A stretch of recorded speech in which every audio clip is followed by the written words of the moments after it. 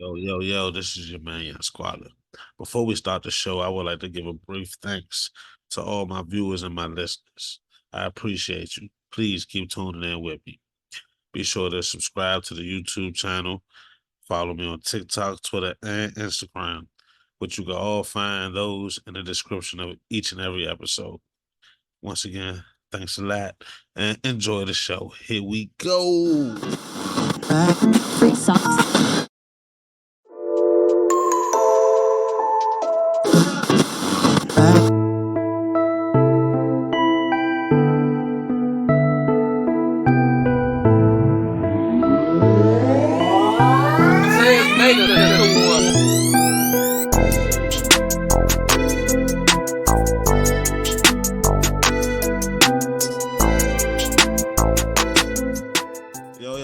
Yo, this is your man, Young Squaller, with another Always Everything with Young Squaller podcast. And today we are talking about a very special topic with some very special people. If y'all can introduce yourself for me, please. Hi, my name is Miss Londa. I'm the CEO and founder of Queen's Talk TV, and I am glad to be here. And Nyaa. My name is Nyaa. I'm an enthusiast in most areas, but right now I'm just focusing on yoga. So meditation, herbs. I'm your girl. Call me, hit me up, DM me. If you just want to, change your perspective, change your mindset, DM me, get in my DMs, and I'll help you out. So yeah, I'm ready to get into it. Yeah. And Miss Londa, you might want to either get closer to your mic or turn it up some type of way. So today's topic is basically in a broad female hip hop music and how Black women are represented or portrayed by female hip hop music. And I have here a comment that I pulled from Reddit about female hip hop music. And it says, female rap has gained widespread acclaim for its powerful, empowering lyrics, challenging societal norms and addressing issues as gender inequality, identity, and resilience. So what do y'all think about that? Well, wait, what was that again? Female rap has gained a widespread acclaim for its powerful, empowering lyrics, challenging societal norms, and addressing issues such as gender inequality, identity, and resilience. What do they mean, gender equality, though? Like, gender inequality. I guess they trying to say since hip hop is like male dominated or supposed to be male dominated, maybe they're speaking in that sense. I think that's not fair to say. I mean, females can rap too. Who said it was just for males? Well, there has always, since hip hop started, been a female rapper, even from the first year. Yeah. Salt and Pepper, Yo-Yo, all of them. Salt and Pepper. Salt and MC Light, Queen Latifah, all of them. So back then they wasn't getting they dues back then. They weren't? They was, but they wasn't, because so what year would those rappers was 80s, 90s, 80s and 90s, right? Yeah. So I'm born in 93. Okay. So I hear about the male rappers from that time. I hear a lot about the male rappers from that time. A lot of these female rappers, like, it took me a long time to realize that Baby D from Friday was the same as the Lady of Rage. Really? Now you just taught me something. See? You see? You said I rock rough and scruff with my Afro puffs. Right. That's Baby D. I did not know that until very like not that long ago. And like I know about MC Light, but there was a lot of female rappers back. Like it was a lot more than just MC Light, and Moni Love. Like you hear those names because they still around, but Shantae.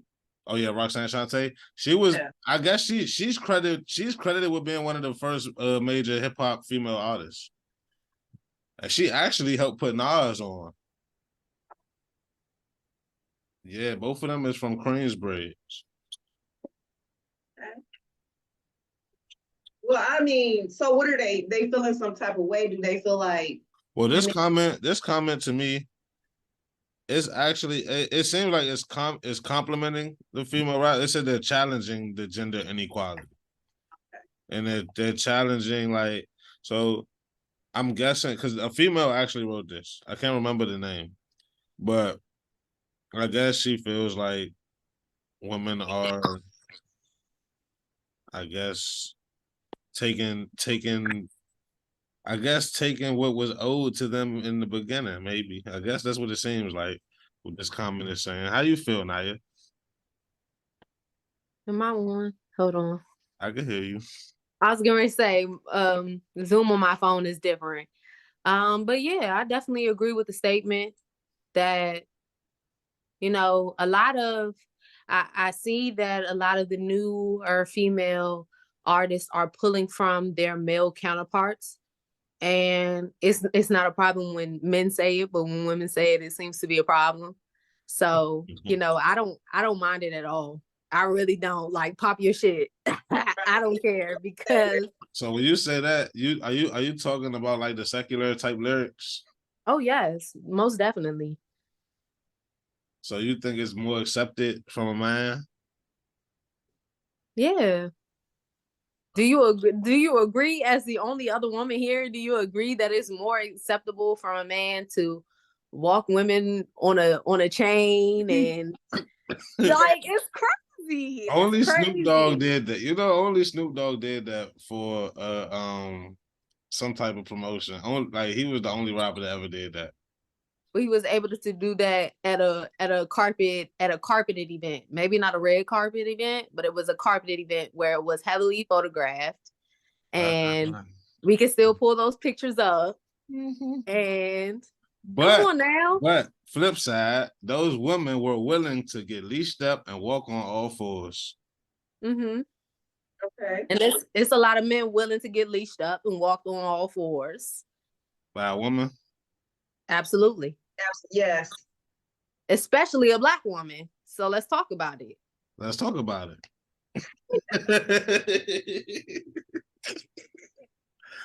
Okay. So, how do y'all feel about specific? I'm gonna mention some specific people. So you have Sexy Red, Sukihana, Meg the Stallion, and Ice Spice. All of whom are very over sexualized, and they embrace that shit. Mm-hmm. Are they really embracing it, or is it that they just feel like this is how they got to get themselves out there? Mm-hmm. That's the question. Because I feel like a majority of the women who create that type of music, it's really not them behind the scenes. This is what they got to do to get their music out there. Otherwise, if they was rapping about history or something, I don't think they would get much. Like, I'm just gonna be honest. Like, if they was rapping about something about history. Yeah, like for instance, take Krishan's music, for instance. Her music is about emotions, right? Mm-hmm. But if they didn't have the toxicity that they have going on between themselves, I don't think her music would be noticed. I'm just being honest. Really? So you think she would just be another person trying to make it if she wasn't already with the baddies and all that shit? Definitely. So that leads me to my question. How do you feel that those specific women are representing Black women as a whole? Ooh, controversial take on that one for me. I don't feel like those women are representing Black women as a whole. I feel like those are what the production companies and music companies want to hear. And honestly, when I'm going with my girls to a club, I don't want to hear I don't want to hear Tierra Whack. I love Tierra Whack. I don't want to hear her when I'm trying to turn up and have a good time. I don't want to hear Rhapsody when I'm trying to. I want to hear City Girls. I want to get lit. I want to have a good fucking time. And that's just what it is. So I don't feel like they represent Black women as a whole.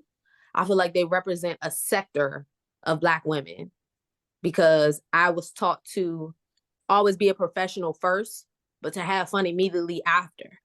And so Megan Thee Stallion kind of exemplifies that for me as a female rapper, where she went to school, but she also can pop her shit like no other. And I'm like, yeah, we about to go to club to this. Like we about to go twerk to this. And then, but before we go twerk, I got my homework done, or I finished this test. Like we still got straight A's and B's, you feel me? But we about to twerk down in this club until about 2 or 3 in the morning. Okay. Yeah, I agree. You know what I mean? It's because I hear a lot of people say like, well, what about the young girls? Well, it's what they're taught at home, first of all. Mm-hmm. You got to know how to be, when to be. You know what I'm saying? Learn how to read the room. And if you know how to carry yourself, it doesn't matter what type of music you hear, because you know what you were taught. So I don't see nothing wrong with their music, honestly. So, question. How do y'all feel about the young ladies, meaning under 18, and like well under 18, maybe under 10, are knowing Pound Town word for word, the unedited version, knowing all of the WAP song word for word? I think that they mamas should stop twerking and but turning the music up loud when it comes on, turn it up and when they in the car and all that. That's what I think. Again, it comes from upbringing. For me, honestly, I'm gonna keep it real. My mom was a teenage mother, and she tried to keep it as straight as narrow as she could. But baby, I still listen to the Yin Yang Twins, and I still listen to Pretty Ricky. So, you know, if you it's were meant listening to the edited version or the unedited version? I listened to the edited version of Pretty Ricky, but my friends were still singing the unedited version, so I was getting both. I was receiving both, but Yin Yang Twins, no, I was getting the unedited version. Like, let me, like, the whisper song, huh? It was crazy. So, you just, I really, and it's unfortunate because the social media and the internet access plays a large role into Gen Z's upbringing right now, where they don't have a lot of parental advisory. My mother was all over my ass, and I still got to listen to the unedited version of a lot of music.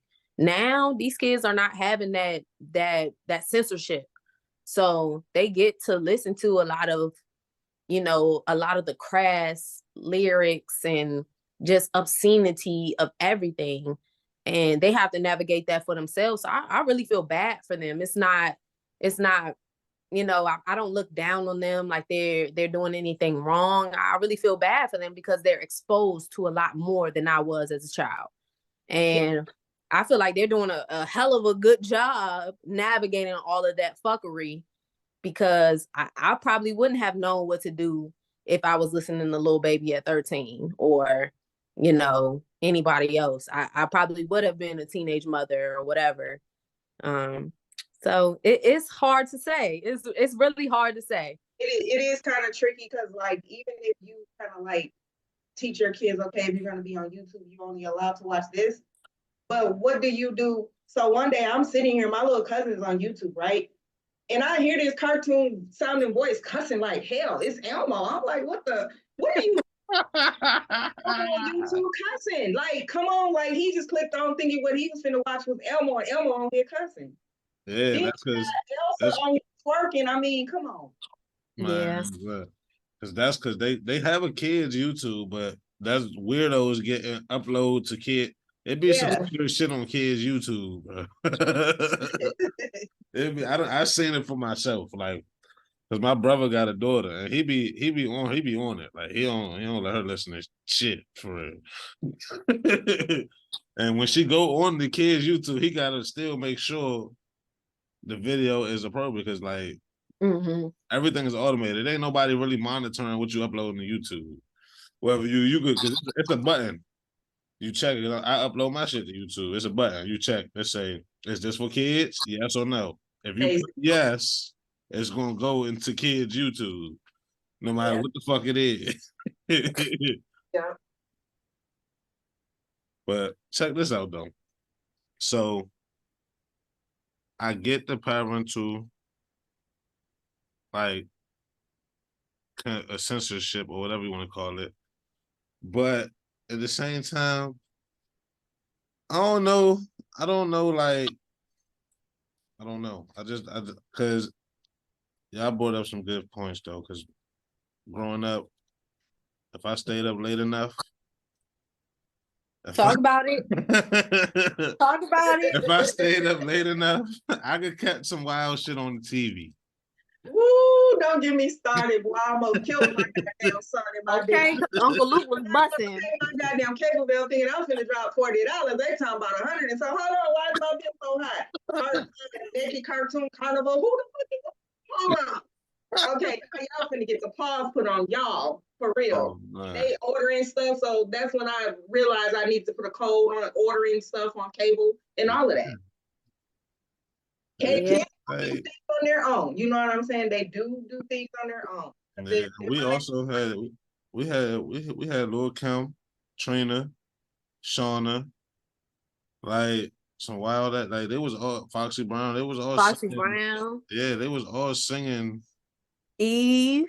Well, Eve was. I love me some Eve. Eve wasn't really singing like that. She was rough riding, but you know, even being more she wasn't as vulgar presenting, as Trina was though. Right, but even being more masculine presenting as a woman was frowned upon during her time, where she's just on the track popping her shit, and I'm like, yo, I want to be like her. Yeah, like, I love is blind. Yeah, that's my shit actually. That's that's a great song. I fuck with Eve. I fuck with. Like I said, I fuck with all of them. I'm still. We still can't. So to the people who think that today's hip hop is corrupting the youth, there was Trina and all of them back then corrupting us. So it's all about self-control and how you look. Like, when do y'all think a person develops their personality? Like, how are they going to be as an adult? Like, when is that official? I say anywhere between maybe 9, 10, or 11. I would say. And at that point, you really can't tell. Like, if that's who they are. Like, it is what it is. You can teach them shit. You can develop your personality as early as 7. Really? Honestly, 7 years old. Honest to God, psychology background, 7 years old. So up until that point, whatever they're exposed to, it's kind of like concrete. Don't you think a lot of people in their late 20s, early 30s are still trying to reconcile with their childhood traumas? It's because who you were at that age from maybe birth until 7 years old is solidified. And if they never get any help, it's kind of like they're stuck. Like what took place from 7 until, you know what I'm saying, adult. Yep. So, do y'all feel like the female hip hop is actually having an effect on teenagers and shit? Like, so if we want to say that the personality develops at a young age, younger than high school age, and when you see people like Sexy Red, Ice Spice performing at the high school, performing their normal songs, like, is that really affecting the youth? Should they know right from wrong at that point? I would say yes and no. Just because, like I said, if you know better, you do better. So if you not being taught certain things, I would say that it would heighten, you know what I mean? Their thinking is what I'll say. So it was like, so if somebody like Sierra Whack performing at a high school, versus somebody like Ice Spice performing at the high school or Sexy Red performing at the high school. It would give what? It would give a different shit, right? A different influence, a different, because all of them are role models.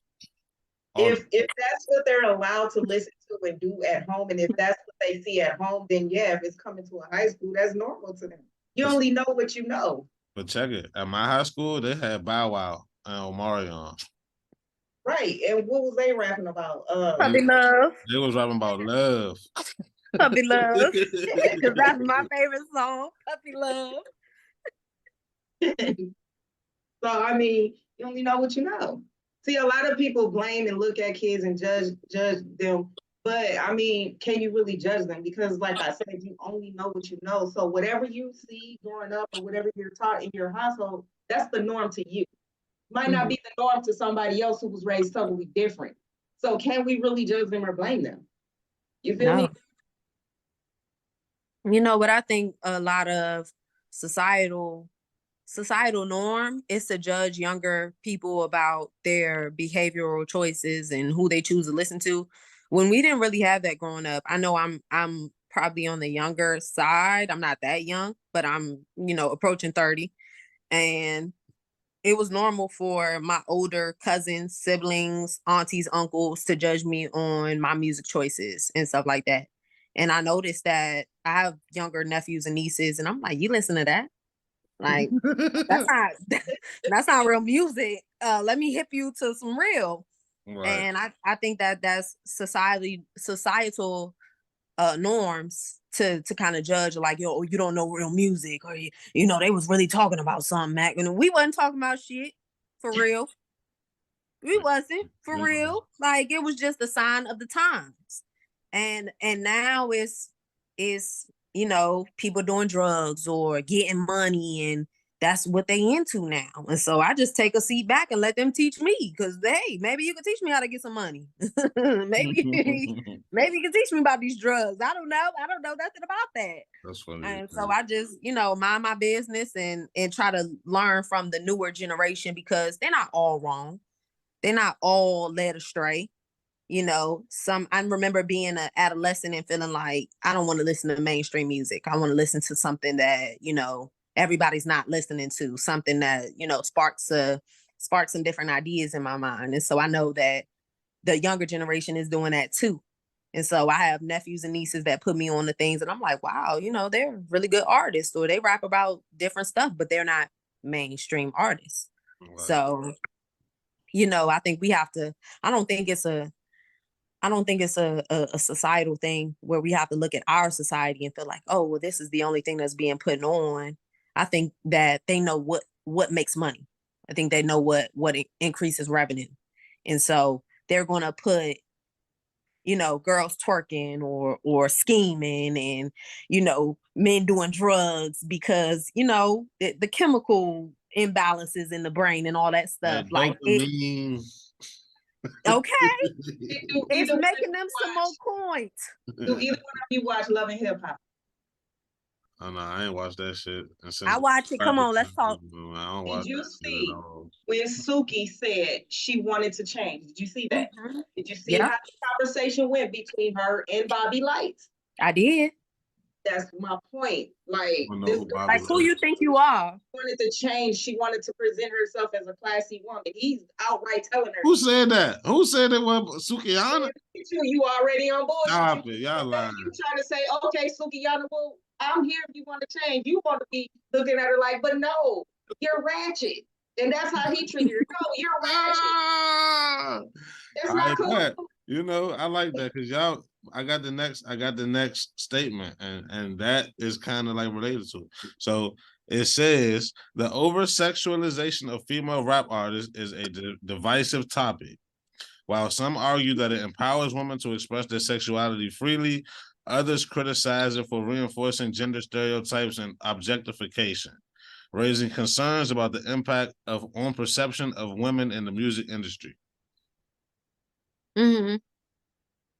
That's what it is. Yeah, it's twofold. It's a catch-22. I mean, in a patriarchal society, it's frowned upon to uplift women is to hold women in a high regard, especially sexually. I feel like, you know, anything sexually that has to do with a woman is like, you know, you shouldn't be doing that. You should be a woman. You should be more docile. You should take the backs, you know, take the back and be led by someone else, be led by a masculine figure.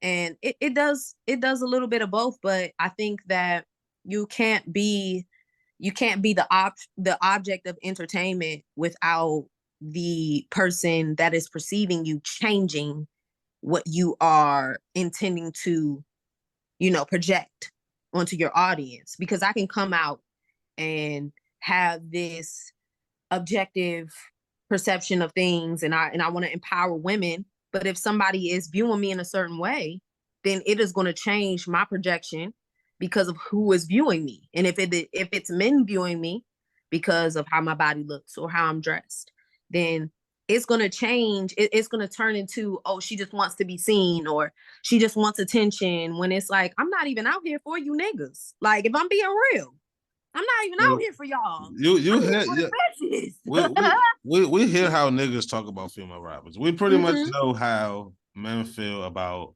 a lot of female rappers. And the same niggas will say in the same sentence that these bitches look good and they want to, you know what I'm saying? So, I mean, I don't know about, so it's all, so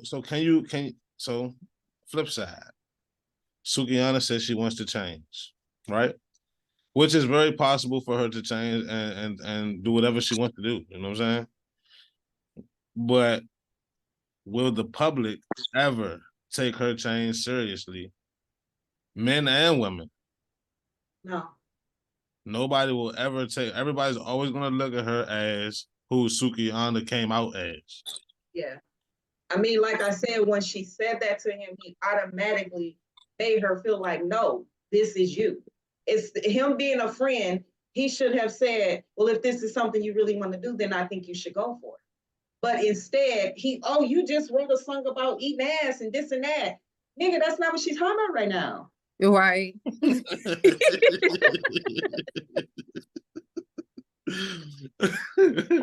Right.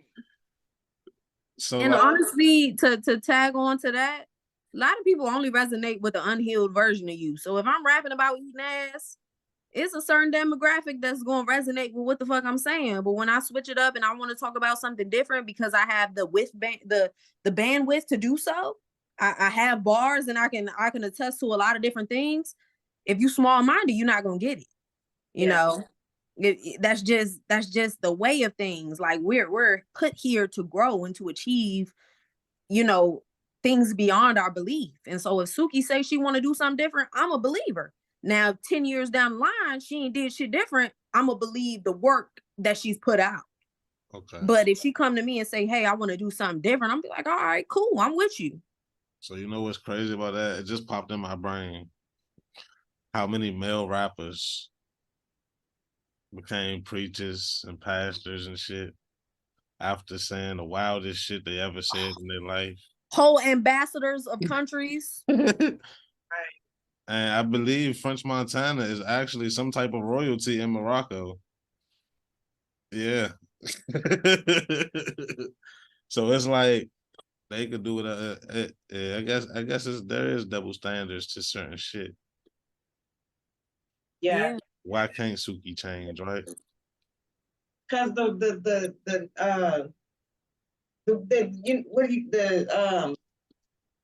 I can't think of the word, but you know what I'm trying to say. They're not gonna let her.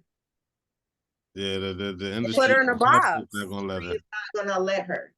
You know what I'm saying? If she decides to want to put on a long dress with flowers on it tomorrow and sing some type of positive song, everybody gonna tune out.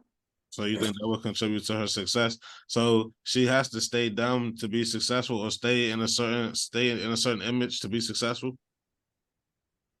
That's a question, but that is how it. I mean, that's how they make it look. So it's just up to you on what are you gonna accept? Who are you? What do you want to be? Because a lot of singers could do that seamlessly. Like, you know, there's a lot of female R&B singers who started singing gospel and they don't really deal with the the sexual lyrics anymore. Nobody criticizes them. R&B. It's a different platform for R&B and hip hop. Yeah. I mean, I did also say you got Mace. When he did his little rap and his gospel, he did on a Harlem Shake. So that brought him attention. If he wasn't doing a Harlem Shake, do you really think like people would have just really been paying attention outside of the church? No, check it out though. You got Mace, who went from bad boy doing not so gospel music to becoming a pastor. Then now he had a relapse, and now he still says he's not a pastor, but he's identifies as a man of God. So, and the hip hop community definitely accepts Mace, and he is recognized as a legend in the hip hop community by some. So, like, let's say Nicki Minaj was to switch, I believe she would be accepted, no matter what she does. Think so? I think so. Mm. I can't say 100%, but I do. I feel like I would accept her more than I would accept Sukihana. See, but why is there a difference? You know, my thing is Black women, Black people in general are not a fucking monolith. So why is there a difference in who we accept? Is it because Nicki Minaj is more palatable as a Black person? Is she more racially ambiguous? Are we not willing to accept Sukihana because she comes from where she comes from, and she's, you know, I can speak. She's confident in who the fuck she is? Like, are we less willing to accept her because she's more outward with her sexuality? Like, what is it? Because I don't feel like any of it is fair. I can tell you, for me personally, I didn't say I wouldn't accept Sukihana. It would take me a while to take her seriously, though. I would really have to see her committing to that. Like, if Nicki Minaj was like, I'm about to just do gospel, I would believe it. Boo! If Sukihana tells me, yeah, I'm not eating like the nigga, I'm not gay no more. Like Sukihana, like, do y'all believe, like, do you really believe that? I don't believe that nigga. he said that, but I don't know. Like, you will have to really you have to see the work. You have to see the progress. Not saying that she can't change. Not saying that I wouldn't take her seriously if I see she is actually changing. Like if you can't deny facts.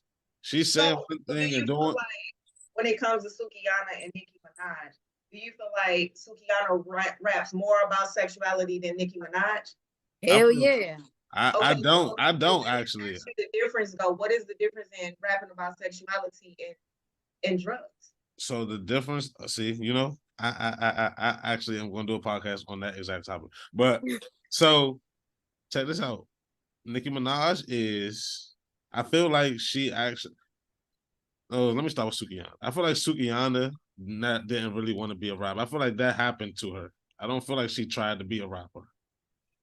I feel like I feel like Nicki Minaj actually put the work in to become who she is, right? And she knew she wanted to do that, right? So I feel like Sukihana, Sexy Red, Ice Spice was somewhere, and some nigga thought that they sounded some type of way and looked good, and was like, "Yeah, come to the studio," and then they song just happened to blow up.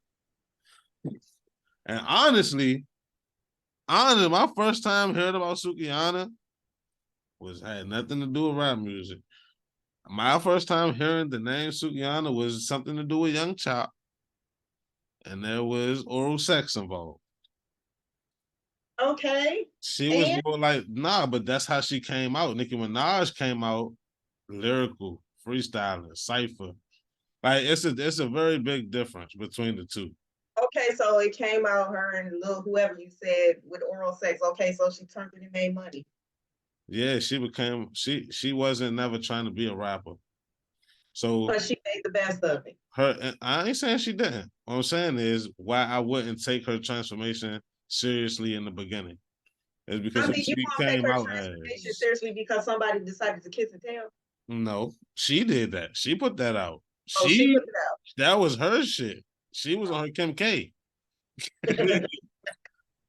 That she did that. Young Chop ain't trying to do that. Young Chop actually was upset that she put that out.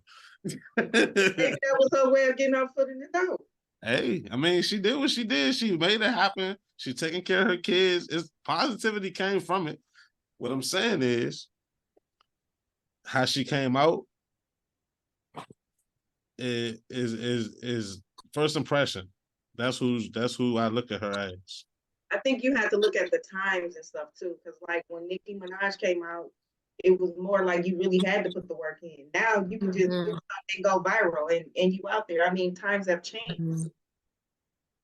Yep. And to piggyback off of that, definitely times have changed. Like, we got to see Nicki Minaj when she was with OJ the Juice Man and Gucci Man. Like doing ciphers in the stew. Like, you know, she was putting in the work.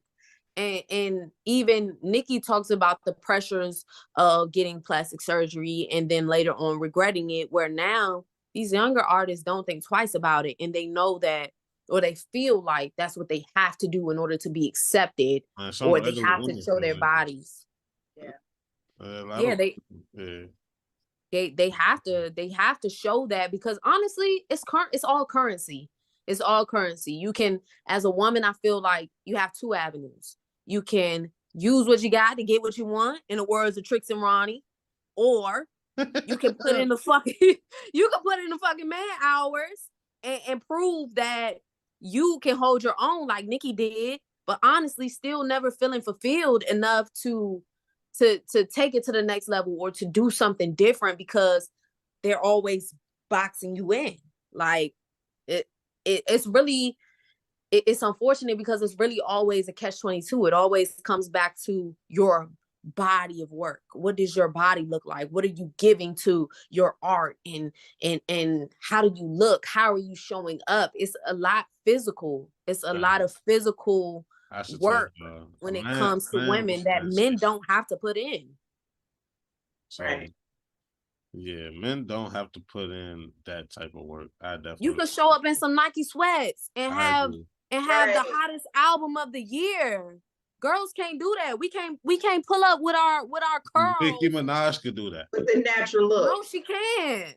No, she can't. Nicki Minaj could do that. Look, I seen that video. What was Cardi B could do that. No, she can't. You never seen Cardi do that. Cardi do that all the time. No. Instagram. Don't believe the hype. She be no makeup, no filter the whole time. Not on the videos, though. A few times, but not in her videos. Not in the videos. Not in the award shows. Doja Cat. She's no makeup, no filter. No, she definitely had on makeup at her last concert. She had on makeup. She out. What? She was out and doing a show. She had on makeup. She had choreography. She had visuals. A lot more. If you talk to anybody about what are they called? CMG? What are they? Moneybag Yo? Glorilla. They can't perform worth a goddamn. They bounce around the stage. They do the hype. They can't do shit. Glorilla with Glorilla. How y'all feel about Glow? Because that's her label. That's her team. I love Big Glow, but she can't perform. She can't perform. She needs some help. You know, everybody needs a little bit of coaching. Everybody needs something. You need a different perspective to bring something different, something more innovative and dynamic to your performances, so you can bring in the audience. And she don't have that. That's okay. She from Memphis. She don't have that. I don't feel like Glorilla is over sexualized. I don't think she's over sexualized, but some men look at her as biased. I mean, she's beautiful, but I don't feel like she's over sexualized. I'm just saying, like, comparing to who? Coi Leray is sexualized way more than goddamn Glorilla. Lotto. Right? Yeah. Right? Yeah. Okay, so Miss Glorilla, love her music, but her music is very sexual. And she sexualizes herself. She's a very petite woman who advertises herself as being thick Okay, let's talk about it. She be She playing talks about around. being thick. She be playing Okay. around. She be fucking with y'all. I don't mind it. I don't mind. I love the thick. I love the thick girls. I don't mind it. I love it. If you say your ass is fat, girl, I agree. Hey. So I got a question for you, though, Squall. All right, so say you was a producer, right? If I was a producer. Yeah, so say you had a woman who came in, she rapped cold. She got the fupa, ass like a pancake. Do you think she's valuable? Dude, I think she would be valuable. Yeah. Can she rap for real? Yeah, I just said she could rap cold as hell. What is she rapping about? I don't know. I'm just telling you. She raps cold. She can't rap the same shit Lotto was saying. She got the fupa. She got a flat ass. Titties ain't that big. So Lizzo is not the popular shape and size, and she's doing it. And she gets criticized a lot. But she's doing it.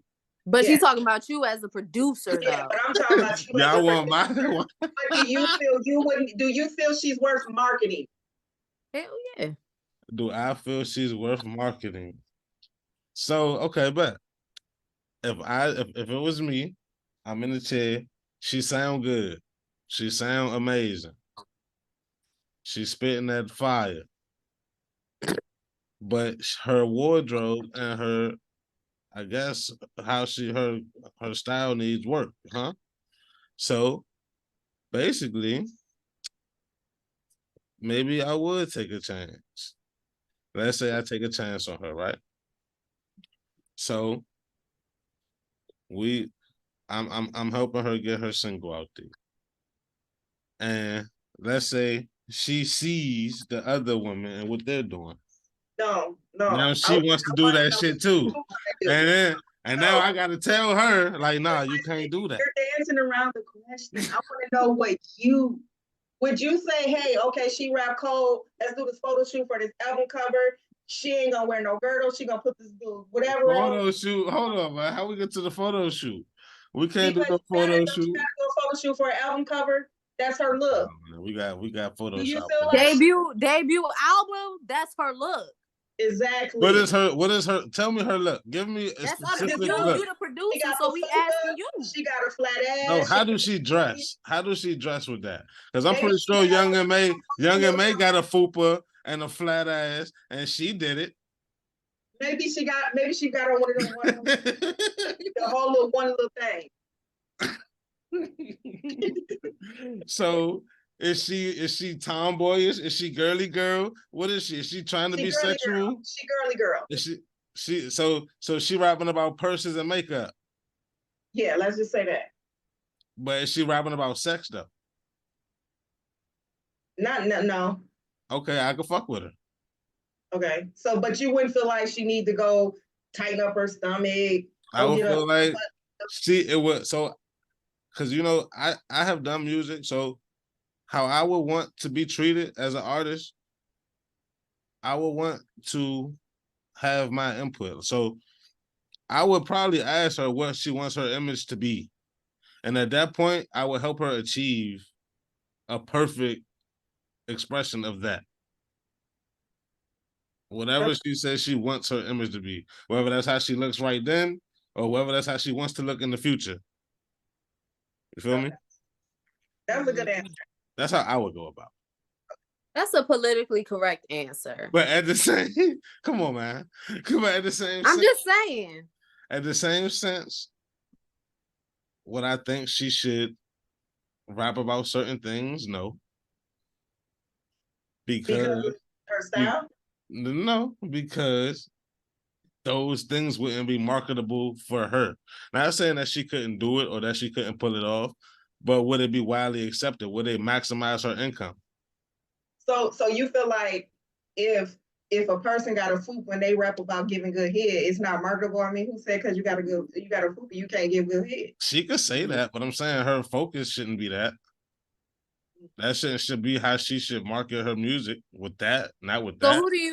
So now I have a question, because who do you feel like should market that type of music? Like what body style, what body type should market that music? Because how do we get here?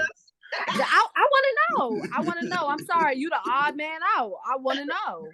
Oh shit. So I mean, like, I need to call somebody. I don't know. He said phone a friend. So look, how would I like say your question again? How do you what body type, personality type would you feel like could market that type of content? If not a woman with a fupa or whatever the fuck she got. So check this out. I mentioned Lizzo before. Mm-hmm. She is an unpopular body type. Mm-hmm. A lot of women don't strive to be Lizzo as far as her body type. So she is successfully doing that already. It all depends on how you carry yourself. If this person brings the energy of that, then that's what the fuck it is. You know what I'm saying? No. What you mean, no? Like, if no. So I'm gonna use this. If let's say it was a guy. Let's say this is a guy rapper, and he wants to be sexualized as equivalent to Usher or something, and he doesn't have the popular body type. I would tell the same thing, nigga. Like, how the fuck are you gonna do that? You can't do that. Your spirit down right there. Like, you can't do that. Like, you could achieve that maybe later on. You got to work towards that. You can't just do that. You can't come out here and think, no, it's not. That's not it. Because you have to think about the audience. You have to think about the money part of it. It ain't all about. I mean, it's about what you want to do. But if you want to make money while you're doing what you want to do, there's certain things you got to accept. Like, just imagine if goddamn, who can I say? I'm gonna use Sukian. Just no. I'm not. Suki is listening to this. Like, now what I do? I'm not going. I'm not going to use Sukiana. I'm not going to use Sukiana. I'm going to use Young M.A. Okay. Let's just say Young M.A. just out of nowhere, because she feels like this is what she want to do. Just start rapping about getting dick and getting her, like, all the same shit you hear Megan and Cardi say. Y'all will be looking at her like, what the fuck, where this come from? No, I would not. I would. I wouldn't, but I would be like, what the hell? Like, how did that happen? You're talking about transformation. We're talking, you just said this dude is big and this, that, and yada, yada, yada. And you basically would tell him, like, what the fuck? What do y'all want me to say here? So this, yo. Like, this is how the industry plays a part in why these girls come out the way they do.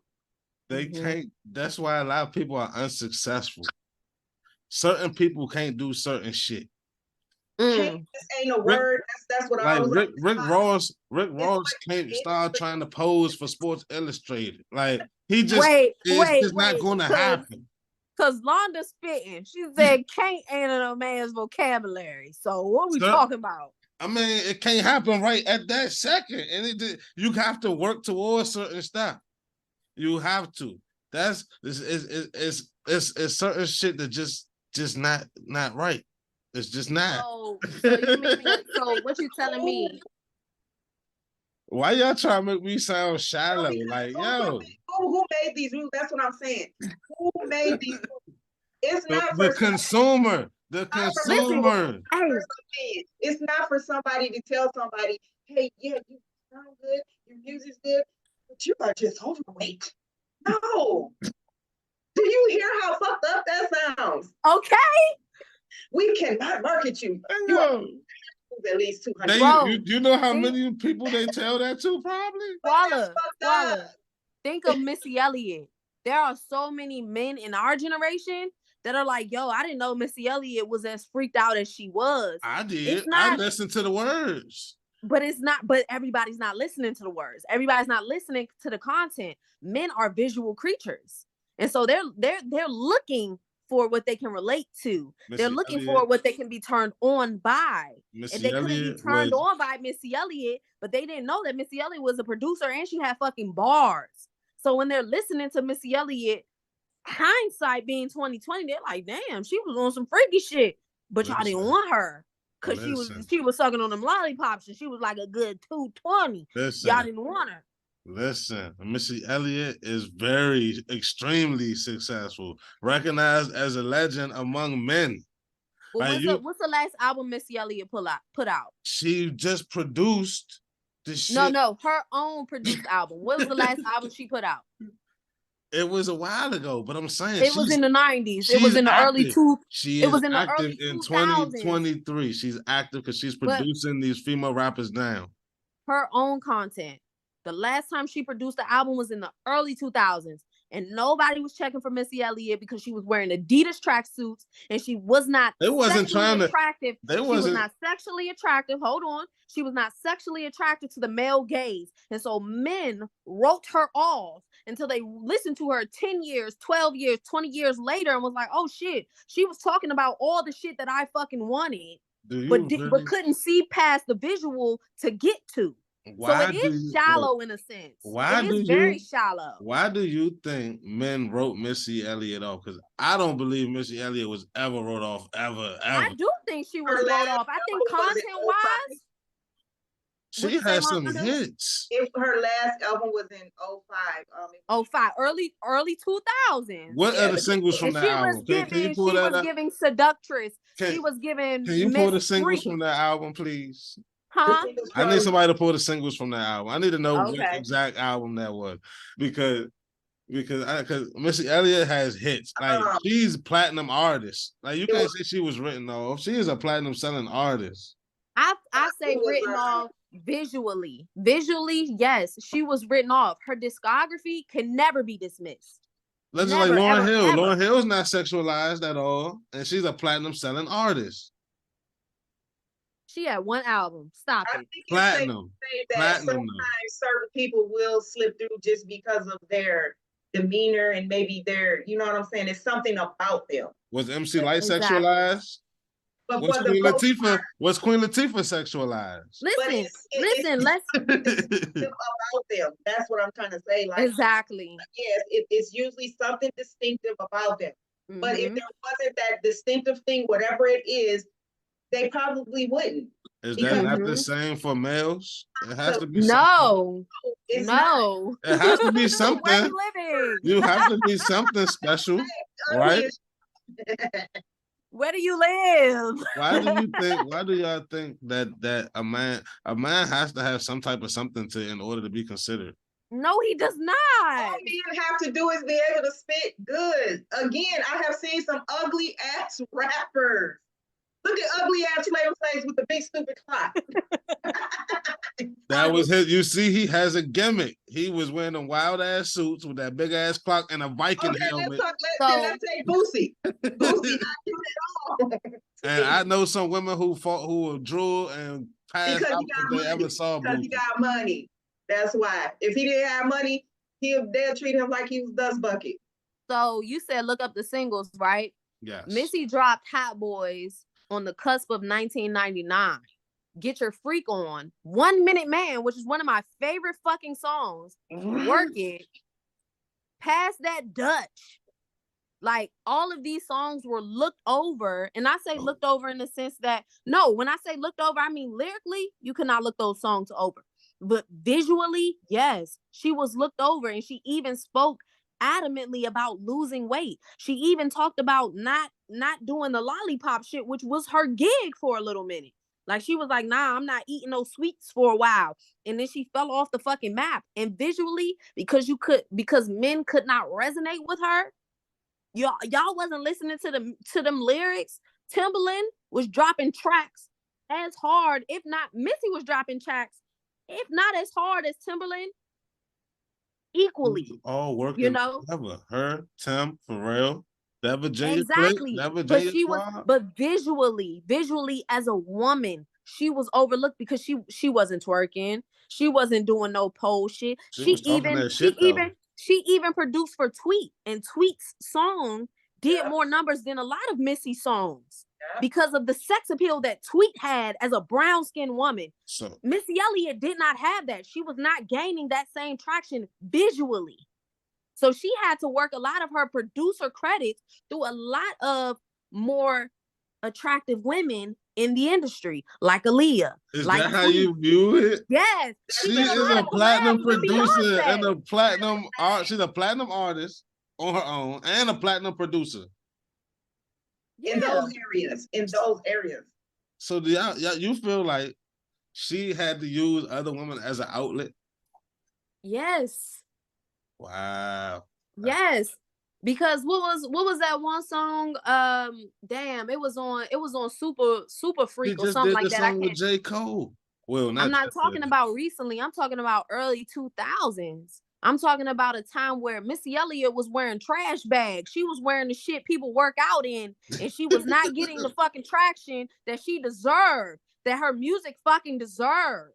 Yeah. She had that little white girl dancing for her. She wasn't getting the shit that she fucking deserved as an artist. Funny as shit.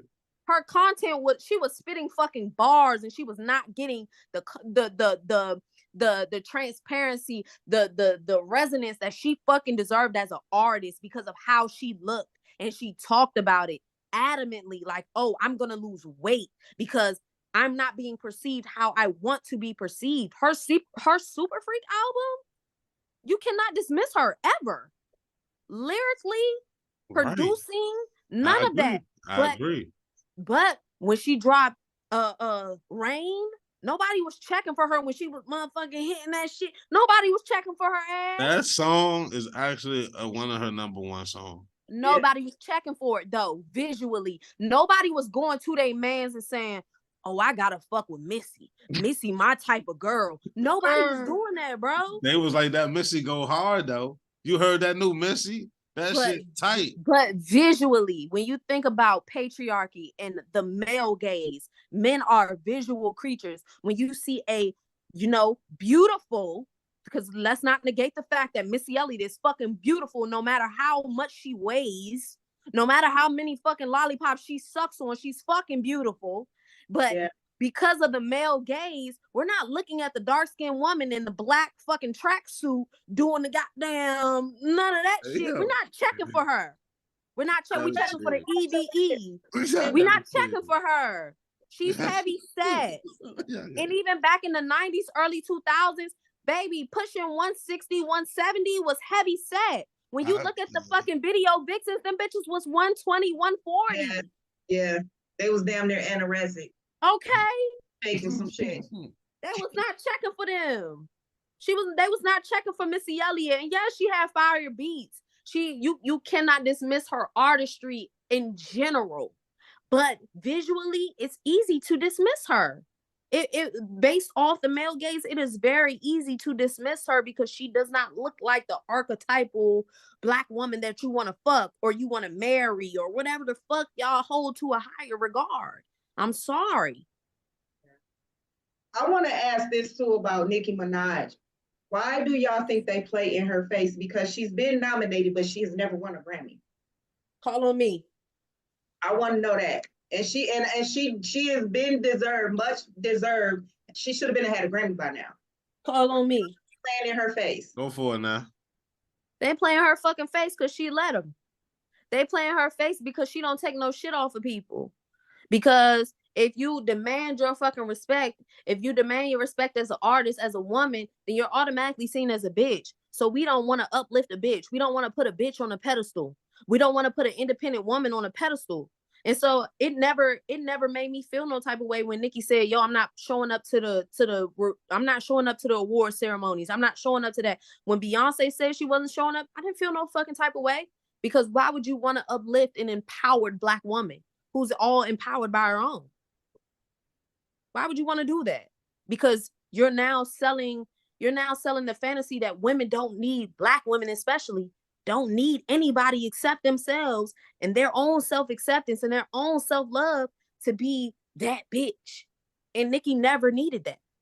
And I talk with Squala outside of this podcast about how Nicki kind of lowers herself to be on the same level as the female rappers that are coming up now, when honestly, she's the godmother. She's the Whitney Houston to the Brandy. Bitch, you're making it all happen for them, and you're trying to rap like them, and they're trying to rap like you. So uplift your pen and let them rise up to meet you instead of you coming down to meet them. I love Nicki Minaj. Her album just did 30 million first day. And I ain't even listened to it. And 30 million? The day not over yet. Okay.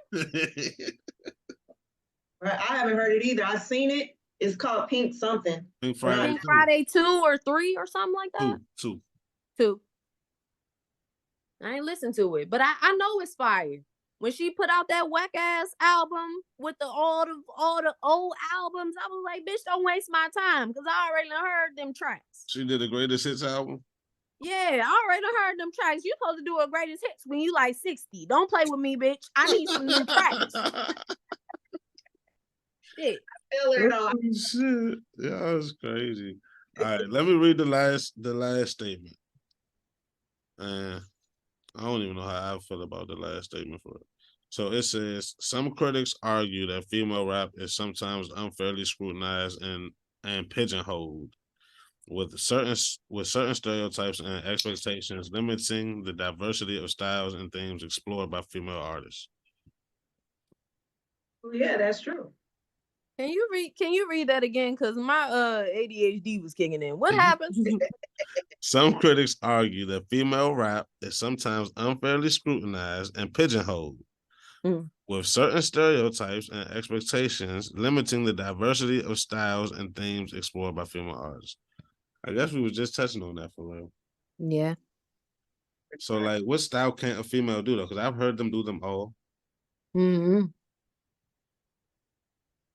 I feel like this. I feel like female rappers, especially since they are at the forefront of hip-hop right now, can do whatever they feel like doing. The fact that they are looking for acceptance or feel like they need acceptance, or maybe certain, I don't know. Certain shit is like getting them to go a certain type of way with their shit. At this point, I feel like they can do whatever they want to do. Like whatever they want to do. That's how I feel about it. No rebuttals. I don't have a rebuttal. I just wholeheartedly agree with, don't let anybody box you in or pigeonhole you. We always, whether I hate the gender wars and how, Black men and Black women are pit against one another. We've always been the tastemakers for what's hot. So if you want to talk about some new shit or you feel like somebody ain't talking about what you want to talk about, put your shit out. Somebody gonna fuck with it. Yeah, you won't know until you try. Exactly. But you can't let what's basically everybody feel is the trending hold you back. So as far as representation, do y'all feel like female hip-hop is accurately, like I guess y'all said earlier that it's representing a part of Black womanhood, but a lot of young women are saying that, and like, I guess, I don't know for sure because I don't have kids, but from what I hear, like, they really idolizing these people. So if they want to be like these people that they see or be like the character that this person is portraying, I feel like the representation is very important.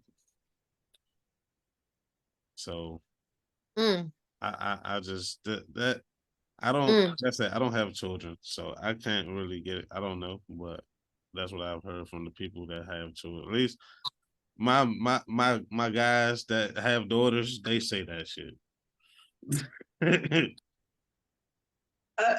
Again, to me, it just goes back to what that child has already been taught. This is how I feel. So if you're taught to love yourself, if you're taught to carry yourself in a certain way, if you're taught you're beautiful, you're not going to have the mentality to feel like this is how you got to go out and be to make it. So I feel like even though you have those type of rappers, those ones that cling to them, that this is something that they've already witnessed. That's how I feel. So it's the norm to them. That's just how I feel. It's the norm to them. Yeah. And to piggyback, my view is a little controversial to Londa's view.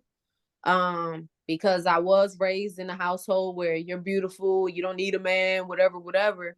But when you go out here and you see how some women are finessing the system, and you see how they are benefiting off of finessing the system, you kind of look at it like, well, why the fuck am I being a good girl? Why am I focusing on my grades? Why am I doing X, Y, and Z to get a man or be a pick me for a man, when I see my counterparts and they don't really give a fuck about what men think, but they getting money, they getting stability from a man, they getting claimed by a man, they could be, uplifted by a man. You seeing, I'm not even a biblical person, but I have been in my Bible as of late. And in Psalm 73, it say, be jealous not of the wicked. And I'm not saying that women who do those type of things are wicked women or wicked people in general, but you looking at it and you like, damn, that look good. I shouldn't even be doing half the shit. It's hard to be a good woman to a man when you see these hoes getting put on a pedestal, or these women who are just about a dollar being put on a pedestal. I could be like that until I find a man that is equally yoked with me. I can use these other men to my benefit and get where I want to go faster, as opposed to just being a goody fucking two shoes. Like, and just being, even if you were raised in a household where you were told you were beautiful, or you were worthy, and all this, and go get your degree and all that stuff. Nowadays, niggas don't even want you really having nobody for real. Like, they be like, we don't care about your money. They want you barefoot and pregnant and in the kitchen. That back in the day shit. We don't care. Well, so you done worked all hard, and you got your PhDs, and they like, we don't give a fuck. Yeah. So, I mean, I have a certain outlook on that topic, but share it. I mean, some more topics with you, Squala. Huh? You got to do some more shows because I love this one. Right. I mean, like, I feel like this. Women, I feel like men, I don't feel like we can tell women anything. Like, I feel like y'all gonna do whatever y'all want to do, regardless of what we say or how we feel anyway. Y'all might bring it up to us, but it don't matter what we say. For real. It don't matter. I feel like a lot of men do want a traditional type woman, like y'all said. But it's not really about y'all being successful or not. It's more so, are you gonna let the nigga be a nigga? Or are you gonna man up and try to challenge every step of the way? It depends on what your definition of letting a nigga be a nigga, though. I mean, let a man be a man. Maybe I should say that. Londa spitting, just so you know. It's like, she talking. If She's speaking that real. If a man wholeheartedly wants to be a traditional man and wants a traditional type of woman, is he going to be able to find that in 2023 for real? I think there are still women out here, you know what I'm saying? But a lot of them have dealt with the wrong type of men to the point where their guard is up so tight. Like, you know what I'm saying? Right. It's like, in my perspective, I have encountered a lot of women who don't really give a fuck about love at all. Like, and they could be born. You don't know where their path took them. Yeah, I don't know if they ever did or what happened with them. But at this point, when I encounter them, they're not on that, and they'll tell you like they're not on that. And so a lot of niggas do set themselves up because they try to change these women's minds. But I guess they like, it's like picking your poison. Because as a guy, I've encountered women that don't want to talk to you until you get them some money. They really not gonna say nothing to you until you get them some money. Oh, Like, then you have the attitude type of women who you really can't tell them shit at all. They gonna, like, if you tell them good morning, they're gonna be like, why the fuck it's so good? Type shit. this is what I want to say. When is the next show? Because I have so much to say on this. Okay. Not the topics for this tonight, but I have a lot to say. I don't know how we got here, but yeah, like a lot of shit is like, I don't. It's just like not compatible with what a lot of guys really want in 2023. What women are wanting and doing Sips wine. is kind of like, I can't speak for every single person in the world, but I know what I've seen happen to other people and what I've been through. And based on those, like those certain group of people is not really on that type of wave. Everybody, it seems like everybody is out for self. Whether that is a good thing or a bad thing, a lot of people are not taking into consideration the other person. That goes male and female. And that's not really how, if you wanna get some real shit out of somebody, you don't want to just be selfish. That's true. That's my opinion. That's true. But I still want to know when we're gonna have the next topic, because I still have a lot to say.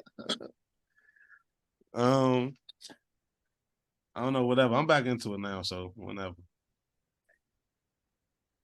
So, but just based off generally what you're saying, and I'm just gonna generally put this out here, is that traditionally men are expecting women to behave a certain type of way. However, they're willing to fall short in the areas that they kind of dominate as a man. And so when you are not fulfilling your dominant role as a man, you can't expect for your female counterpart to kind of pick up the slack, in a sense. And even the phrase of letting a man be a man, because when I'm around real men, they're men, regardless of what type of woman you are. They're a man all day and tomorrow. And if they ain't fucking with you, they're not fucking with you, and they're gonna let you know. But a boy, they gonna say, well, why you not letting me be a man? I'm trying to do X, Y, and Z. It's no trying when you a man, baby. You just gonna do. That's how I feel too. You know what I'm saying? If you a man, ain't no, why ain't you letting me be a man? You just be a man. I don't need to look at you and say, I want to allow you to be a man. You're just gonna get up and you're gonna be a man. So if the goddamn trash need to be taken out, you're gonna take it out. If a doorknob need to be tightened up, you're gonna tighten it up. If a tire need to be changed, wait,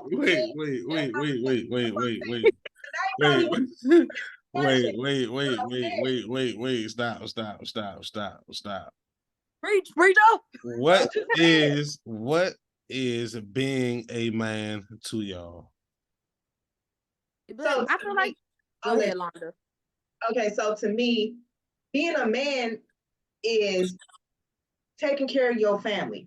You know what I'm saying? You bringing the bread home. You know what I'm saying? You making sure your household is good. You gonna take up the necessary things that the woman, you know, like I was just saying, doorknobs, tires, and you know, making sure that the garbage is out, making sure that the car is maintenance. The woman, to me, is always going to be that backbone of that man to make sure that decisions that he's making, she's got his back on that. She's going to make sure the home front is good when he's away. The kids are straight, the house is clean, dinner is cooked. Even if she worked, you know what I'm saying? She's going to always be that backbone and that mouthpiece when she needs to step in and be that mouthpiece. But you got to be able to be that man to make her feel like she needs to uplift you and make sure you're being that man. That's how I feel. And to piggyback off of that, I won't say a lot of men, but some men lack the emotional intelligence to fill the spaces necessary to fortify their relationship. So what I mean is that if there's an issue, you'll find that some men will fly off the handle quicker than their woman will. And you'll see that their woman has to reel them in and say, hey, baby, it's not that deep. It's okay. Calm down. And the nigga is flying off the handle ready to shoot somebody fucking eye out. And it's like, whoa, bro, it's not even that like that. Like, so when you say allow a man to be a man, it's allowing you to be in your power as a man, as masculine as you can be, as being the leader of the household. I shouldn't have to overcompensate for you emotionally or intellectually, because I feel like most women in general are smarter than their male counterparts because we're socialized earlier. But a lot of men have a lot more insight to the inner workings of relationships, whether it be platonic or relational, like romantic relationships. But if you have a man that is not emotionally intelligent, baby, that's gonna run you into the ground, because now your man is overreacting to shit that's not even causing a reaction like that. So now you gotta get your man back when he should be the steady guiding force in the relationship. And I feel like that's why a lot of the times where we even have a topic like female rappers in the industry, it's because a lot of these female rappers are taking the fucking reins. They're Santa Claus. These niggas is Rudolph, okay? Yeah. And the thing is, men feel some type of way about women being dominant. But what a lot of men fail to realize is a lot of us are forced to be dominant. So take me, for instance, had my first crib at the age of 17 with one child. I've been doing it on my own. Even though I had baby daddies and all that extra shit, I have still been working the pavement, making my way for me and my kids, to the point where now, okay, yes, if I come in with a man, I'm so used to being me, independent, doing it. I'm not going to sit and wait on you. I'm looking at you like, you see we got a crib, you know rent has to be paid, you know we got lights, you know we got water, you know every time you wipe your ass, it takes toilet paper. Do I need to tell you that? That's just me, though, because I already know what it takes to run a household and to make a living. Question, Miss Londa, are you referring to a man, like, in the sense, are you already in a relationship and living with this person, talking about the trash and the toilet paper and shit? I'm not living with anyone. Like, in your example that you was using, because you were mentioning chores. Yeah. So that would be a person that is already in a relationship. Yeah. So to get to that point, you have to go through a few things. Yeah, it's past tense, but I've also seen it. You know, like right now when I see it, it's like, girl, I don't say nothing, but in my mind, it's like, girl. So wait though, before you get to that point, are there not red flags? There do be red flags, but you know, I went through that, you know what I'm saying? Okay, let me say this. I haven't been in a relationship for well over 7 years. Let's just say that. Okay. But I did go through those type of things in the past. And one of the reasons why I went through those things is because I had that, oh, I can change him type shit. You can't change nobody. You know what I'm saying? We've all been there. We've all been a fool. I can admit that I've been a fool for a couple of men, you know what I'm saying, in my lifetime. But right now, if you ain't right, you ain't right. And I'm not saying you got to come in with the ching ching. I want you to cash out, but I do want you to help out, motherfucker. I still want that. I can tell you. That you gotta be, 7 figures, but you need to be bringing something. Okay. To my plate. Can I chime in? Because you extra, so that's extra green beans, mashed potatoes, and an extra piece of chicken on the plate. That gotta be compensated. Talk about it. So let me chime in for a second, and I've been listening.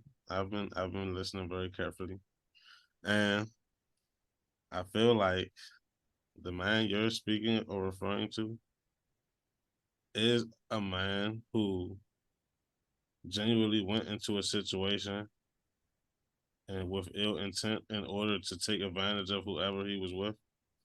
I feel like as a guy, like what I would like if I had a girl and we made it to that point of like I'm over her house and enough to where I've got it like I'm in there, you know what I'm saying? Of course, like that stuff that you mentioned was like is what I was saying. Why? Because that's what as a man you're taught growing up. It's your job to take out the trash. It's your job to do these things. My mother and my father both drilled that shit in my head a lot. And I didn't even live with my father, but he definitely put that in my head. My mother was definitely on my ass about that shit. So it's like if a guy is raised correctly, that shit is going to be in him to do that anyway. Like when he sees that, like no matter who house he over, like you know what I'm saying, he's gonna do that anyway. Yeah. So a guy who's just doing nothing with his time and he's like wants the woman to be basically the leader of the relationship. This person is a different type of person, and he knew what he was doing from the jump. So I'm gonna be the voice of reasoning because I definitely see where the both of you are coming from. And I've seen in a lot of relationships where the woman virtually doesn't need any help to sustain the household, to sustain the kids, bills, water, electric, whatever you need. The woman got it. She might not have it on time. She might not have it right when you need it, but she gonna get it because that's how my mama was. Like we might come in the house and the lights be off. And she like, oh shit, I forgot to pay the bill. She gonna pay it that night, and the lights gonna be on the next day.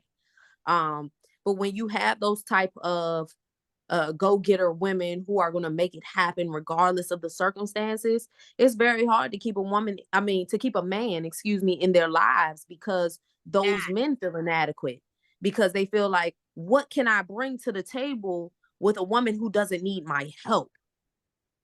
And so they feel like they don't measure up because a woman is not, a lot of men only can resonate with the damsel in distress. They can only resonate with the woman who is like, damn, I need money for this. I need money for my light bill.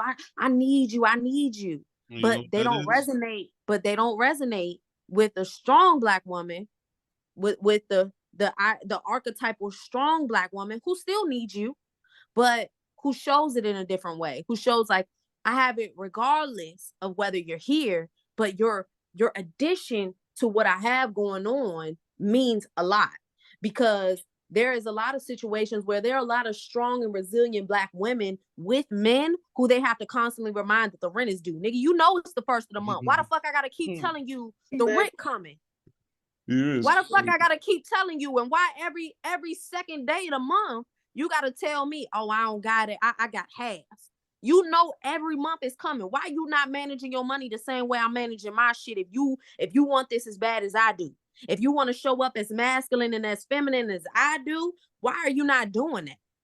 So I definitely get the fact that a lot of men are raised to be that, but I feel like they're only raised and comfortable in being that masculine energy when a woman shows up as half of a woman, when a woman shows up as a damsel in distress and they really need your fucking help. And you're like, oh, I gotta kick it in the masculine overdrive and I gotta really be here for this girl. But when you meet a woman who seemingly has it all together, she might have multiple kids, she might have one kid, but she on her shit, and you like, I don't want to help her because I don't really know what to do. I don't really know how to show up for her.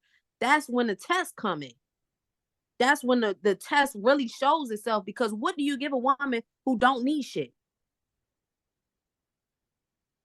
Who don't need for nothing? Who not begging you for shit? What do you give her? Are you asking me? So let me ask you I'm asking everybody. What do you, even if it's not a woman, what do you give somebody who looks like on the outside they don't need nothing? That's why when Londa talking about taking out the trash or taking care of the chores or the responsibilities, that shit matters. Nigga, if I've been at work all day and I'm working 40 hours a week just like you, but you get home an hour before I do, why the trash still in the trash can? Why the dish is still in the dish sink? Like, why the dishwasher ain't started? What's going on? You good? Because when I get home, I'm thinking about all of that shit. I'm thinking about making a meal for my children and for you. I'm thinking about after y'all eat, I gotta put it in the dishwasher. I'm thinking about after the dishwasher finish, I gotta put the shit away. Like all You of know, that. that stuff goes back to how much a person actually cares about you too. Because a I don't person, feel that way. I feel like, I think it has a lot to do with upbringing again. Yeah.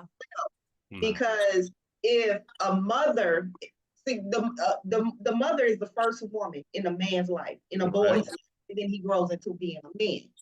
Him growing into being a man has a lot to do with, especially if it's a single mother, with how she raises him. So if she's making him feel like, you know what I'm saying, he can sit on, he can come home from school, sit on a goddamn video game. She might tell him to take out the garbage. He ain't did it yet, but she ain't enforcing it. She ain't coming in and slapped him like my mama would have did. Or, you know what I'm saying? How he talk to his sister, how he treat his sister. She ain't on his ass because he disrespecting his sister, putting his hands on his sister, and all of that plays a part into it. So when it plays a part, but like her, let's just say boyfriend in a sort of way, then that's what he's going to grow up and expect from another woman. He's going to, for this woman to go out and spend her hard-earned money and give him everything he wants. He's going to depend on the woman for his whole independence, his deodorant, to wiping his ass, to eating, to everything. So now you got another whole goddamn child after you. A dependent. Yeah. And you can't even file this motherfucker on your taxes. At all. So, and he looking for money from you all year. Let me give y'all the male perspective. So the reason I said it's about how much a nigga actually likes the girl or the woman or whoever, that upbringing plays a part, but that also plays a big part because so I'm gonna use myself as an example. There has been women that I wouldn't do shit for at all, and then there's women that I would do everything for. You feel me? What was the difference? Yeah, what was the difference? How much I care about, like how much they mean to me, how much value they are, how valuable that person is to me in my life.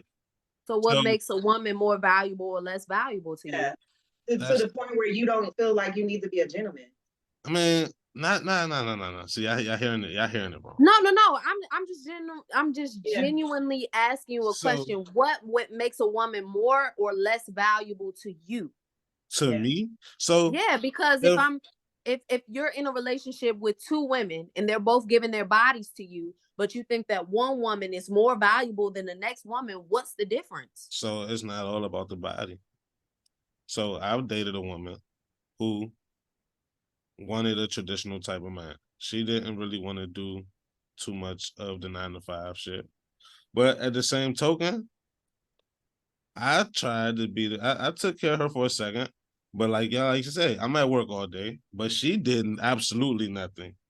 Like I would come home and have to take the trash out, wash all the dishes, and cook after working. And she would sit there and then complain that she want to go somewhere. Like, it's like, what the fuck is like? At that point, I'm like, all right, whatever. That type of woman is not valuable to me. That type of woman, I'm not going to want to do nothing for. So, yeah, she's going to get some pushback. Whether I do it or not, it's not going to be pleasantly. Like, it's going to be like, damn, I just got off work. Like, all right, well, just like, what the fuck? So, versus a woman who you come home from work, same scenario. She don't want to do 9-to-5, the man's taking care of her. So you come home from work and the house is clean and she's there, she's pleasant, she's how you doing? Hi, how was your day? Like, it ain't even, that type of woman is valuable. I would do whatever for that woman. The woman I come home and she's complaining because she want to go somewhere after I just got home from dealing with whatever the fuck I was just dealing with at work. So I definitely agree with you, Squala, in the regard of like pleasantries and when you walk through the door, greet your man and all that stuff. But I wouldn't say that there is a higher percentage of women who are working more than 40 hours a week to sustain their lifestyle.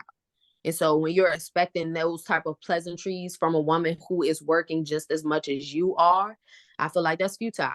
I feel like for you to expect a woman who is working 40 to 60 hours a week just like you to be pleasant and to have everything together. When you come home, it's kind of like self-sabotage in a sense, because she's virtually having to do more to sustain the household than you are. Because when you walk in the door, all the shit is taken care of, and all you have to do, oh baby, what you want? She might not want for shit because the dinner's already made, the kids is already ready for bed, and she don't need nothing. Well, she don't need nothing at the time when you come in the door. That is a very different scenario than what I used as an example. Mm-hmm. So it's like, in that case, you would be realistic. Like, you wouldn't, like, you know your girl is working, and she's working hours. Like, she's not just doing 2-3 days a week. You know what I'm saying? Mm-hmm. You expect you expect certain shit. Like, you know, like, you're not gonna get with the girl who's staying home and that she's just taking care of the house. You're not gonna get the same thing. Like, common sense, like, niggas gotta like use their brain if they really expecting certain shit. Like, you gotta be a realist. You gotta be realistic about certain shit. So how much do you feel like, if in order for your woman to work 2 to 3 days a week, how much do you feel like you gotta be bringing in as a man to sustain a household? It all depends on what's needed and what's needed to make the couple comfortable, to make the couple feel comfortable. Whatever lifestyle they want to achieve, you will have. I don't buy that. Give me a number. I don't buy that. Look, I'm about to get real toxic. I don't buy that. What's up? It's just gonna go here tonight. So what you're gonna have to do is you're gonna have to cut this off when we stop with the hip hop. All right. Look, man. Look, man. So you know what? I'll fuck around. We'll chop this joint into 2 episodes. But look, but look. So it's like, I don't know what you mean. You want a number? What you mean by a number? When I say a number, I mean inflation is very much real. Okay. You got you know the spinach. If you shop as much as I shop at the grocery store, you know the spinach done went up. Spinach used to be about $2-3. Now it's about $4, $5, $6, depending on everything. You know, everything is going up, right? Right. So if your woman is working part-time, how much money you feel like as a man you should make in order to be able to sustain a household with you, your woman, and potentially y'all children together? As a man, you should be able to do everything by yourself. Whatever. But how much money? How much money is that? However much it costs. Like, you should be able to do it all. That's crazy. Yourself. You should be able to do it all. That's crazy. Like, how much money? Like the reason I'm not giving you a specific number is because it's different. It's different everywhere. Every situation is different. Like, so however much it costs, the guy should be able to handle that by himself. Okay. Well, regardless of what the woman is bringing in, because at the same time, anything could happen. Somebody could lose their motherfucking job, yo. Right. So it's like, are you in it for are you in it for just the good part, or you gonna be in it for whatever you gotta go through? So what's the range? Yo, give me a range. Give me low to high. Because I'm not gonna hold you. Money talks. I'm not gonna hold you. I'm not gonna sit here and say a man who's making $40K, $30K is gonna be able to sustain a fucking relationship with a woman who works part-time. Y'all are struggling. Even if it's just you and that woman by themselves, y'all are struggling. You don't and if you have kids, it's even more of a struggle. You want it, like I said. It's safe to say, as partners, then that's when you sit down and you discuss, like, okay, baby, that's why I said you got to be realistic about your situation. So either I'm gonna get a second job or you gonna up your hours. Like, you know what I'm saying? Is it safe to say that? Okay. You have to be realistic about your situation. I was just asking a question. I'm just like, playing devil's advocate here. Like, I wanted a number because I'm like, it's a lot of men who come in that's not making like, in the famous words of Jill Scott, she basically said, if you could tell me what to do, you could tell me what to do. If you can't tell me what to do, you can't tell me what to do. Meaning if you're not the authority of your own life, if you're not making enough money to sustain us both, then baby, you can't tell me what to do. You can't tell me You can't tell me I'm wrong for making an OnlyFans, or you can't tell me I'm wrong for being a bottle girl, going out here and being a bartender to make some extra money. Like, you can't tell me I'm wrong for that, because the bills say that we need the extra money. Check this out. That's true. Check this out. There is kind of like a level of like, you know what I'm saying, respect too. Like, here's the thing. So if my man ain't making enough money, but I see that there for him to do better, is it not for me to uplift him and say, hey, babe, this what you know what I'm saying? I'm gonna help you get to this level. You know what I'm saying? Like, even if you do go out and do a OnlyFans, that don't mean you have to tell him like, nigga, shut the fuck up. Period. Money, and I'm gonna do this, and you don't have no say. And he still got his feelings too, so you still got to kind of take his feelings into consideration. Yeah, you do. It's all about your environment, man. If a guy does not want his woman to do those things, he should do whatever is necessary for her not to do those things. Talk your talk. That's it. That's it, bro. That's it. You have to be realistic about your situation. And you got to be realistic about the person you in a relationship with. That's true. That too. It's like you have to communication. You have to talk. You have to figure out, first of all, what your person is even want out of life. If y'all, that's a major thing. You know, I honestly feel like the two topics, and you talk about splitting the episodes, the two topics blend so perfectly together, because I feel like why a more mainstream of a more masculine woman, or a woman that's more outside is more prevalent or more mainstream, is because of the fact that we have encountered those type of men who are just kind of like, I don't want to say, I'll say it, fuck it, riding our coattails. Because I've never met a woman, honestly, who has goals and aspirations, who is not working her fucking ass off to get there.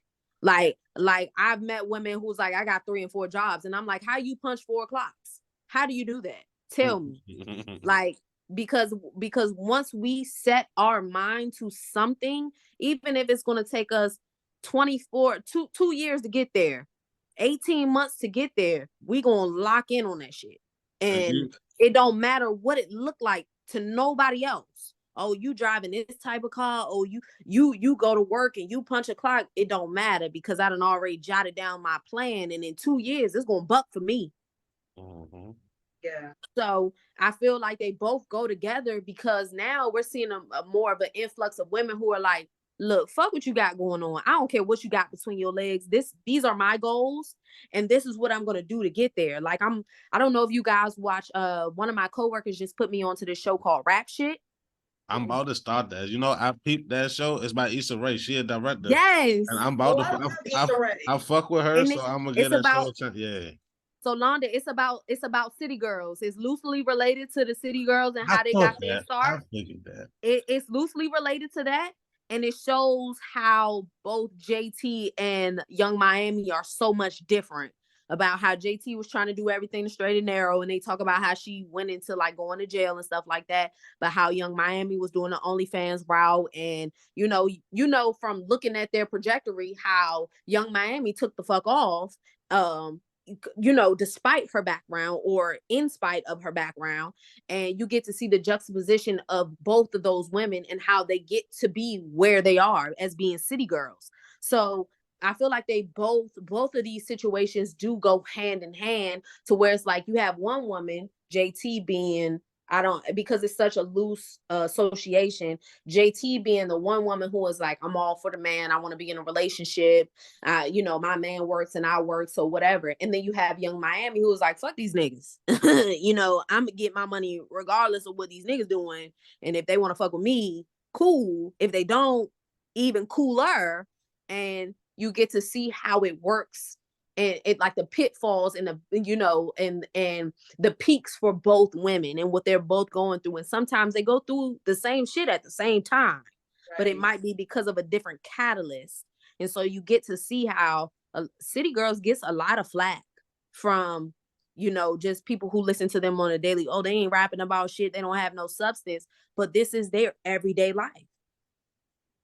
this is what they're going through with men. This is how the men in their lives show up. And I can't say that the men in my life show up any different than the men in their life. So maybe I should just start rapping. What the fuck? All I'm gonna say is 10 out of 10 recommend rap shit. Yeah. So everybody is different. Every person has different goals. And some people are gonna fuck with you and some people are not. If you find a person that fucks with what you're doing or like has similar type lifestyle goals, then y'all can make it something happen together, I guess. And the motivation behind it will be what?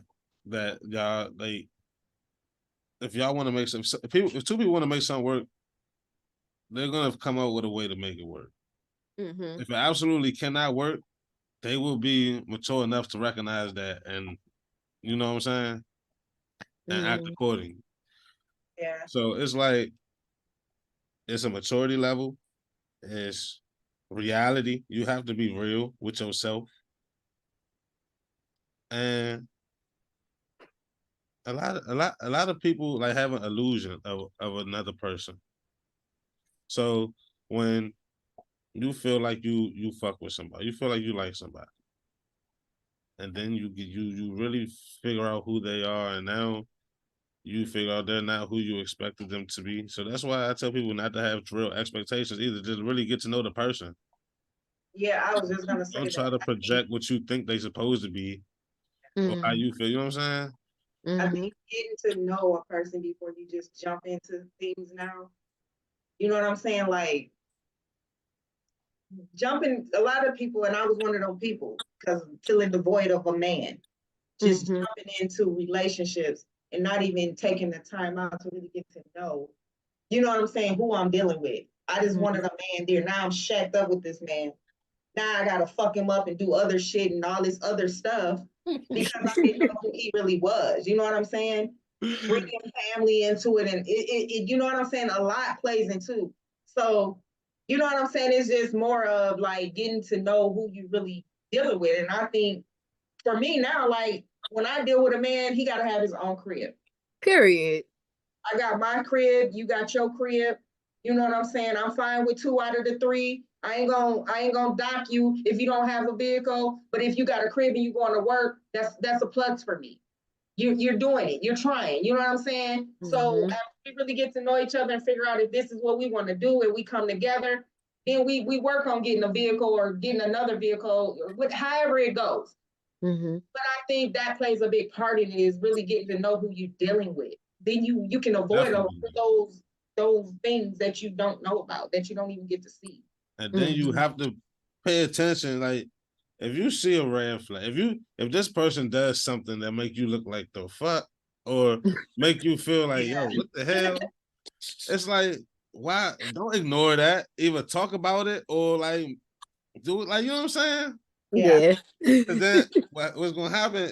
That person gonna keep doing what the fuck they doing because they don't know you don't fuck with that shit, and you not saying nothing. And then it's just gonna get to a point where it's gonna boil over, and then it's gonna turn into something that it should have never been. Yeah. Yeah. I feel like I honestly just feel like at the end of the day, it's just to kind of marry the two together. Female rappers, a lot of female rappers are backed by ghostwriters that are males. And it says a lot. I'm not gonna point the finger, but it says a lot about the content that women rap about when they have male ghostwriters. And it is more catered to males. I feel like what they rap about is more catered to males, whether it be something that is fueled by hate or by love. I feel like they're both in the same energetic field. Hate and love are the same thing, because the opposite of love is indifference. Like if I loved you ever before and then I decide that, hey, you know, this isn't working for me, I don't give a fuck what you do. I don't give a fuck who you date. I don't care where you live, what happens to your mama or your daddy. I wish you the best and I keep it pushing. But if I haven't really reconciled the love or the lack thereof, then it turns into hate. And a lot of these women portray or are tasked with the responsibility of entertaining based off of the male's perception of an overall hate for women because of how we are able to tap into the visual aspect of men and what they like to see. Like y'all like to see fat asses and big titties. I ain't gonna hold you. One thing I dislike about women. Okay. There's one thing that really, really, really bothers me. Oh. And bothered? Both of y'all have done this today. Oh, really? What did you do? Is for a woman, and I really don't like this for men to do it the other way around. So for a woman to definitively say what a man is supposed to be, I just don't like it. But at the same sense, I don't feel like a man should say exactly what a woman is supposed to be. Because one, a woman has never been a man and a man has never been a woman. So the experiences are very different. And the perspectives on these experiences are very different. So hold on though, because I thought I was responding to a question. So actually, I think I gave you my perception based off your question. You asked me, and I gave you my perception. Did I really just? That's my perception. I feel it. But like, so for example, you hear women all the time say, a man not supposed to do this, a man supposed to do this, and a man not supposed to do this, and a man supposed to do this. Or a man will say, a woman not supposed to do this, a woman supposed to do that. And like, it's like, who are you to say that? Well, give us your perception on what you feel. If you was to say, this is my dream, I just don't like it. Relationship. But okay, Londa, hold on. Why that face though? Like, tag me in.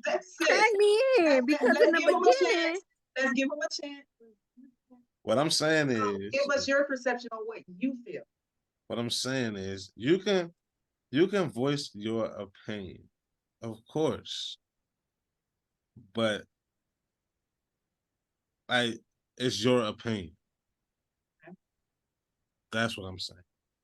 So did you not say that? No. Okay, no. Let her finish. It's her opinion. Did you not say that your mom and your dad both raised you to take out the garbage, to do those things?